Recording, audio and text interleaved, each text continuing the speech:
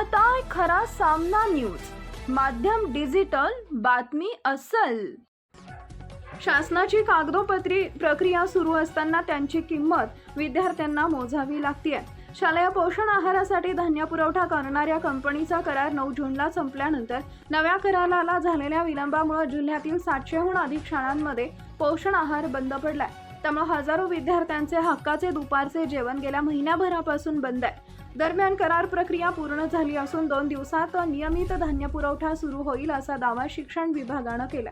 जिल्ह्यातील 4096 शाळांमधील 4,50,000 विद्यार्थ्यांना प्रधानमंत्री पोषण शक्ती निर्माण योजनेअंतर्गत पोषण आहार पुरवला जातो। मात्र सोलापूर जिल्ह्यातील शाळांना धान्य पुरवठा करणाऱ्या A&A जे ट्रेडिंग सर्व्हिसेस प्रायव्हेट लिमिटेड कंपनीचा करार 8 जून रोजी संपला। त्यानंतर नवीन पुरवठा करणाऱ्या कंपनीची निवड प्रक्रिया राबवण्यात आली।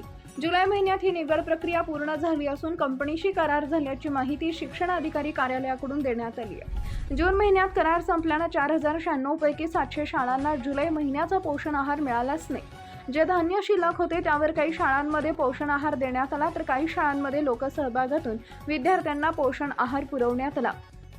पोषण आहारासाठी धान्य पुरवठा करणाऱ्या कंपनीचा करार संपलाय, त्यामुळे राज्यभरातील शाळांचा धान्य पुरवठा ठप्प आहे। जिल्ह्याभरातील 700 शाळांकडील धान्य संपले, तर उर्वरित 3300 शाळांमध्ये 1ली ते 8वी पर्यंतच्या विद्यार्थ्यांना पोषण आहार पुरवला जातो आहे।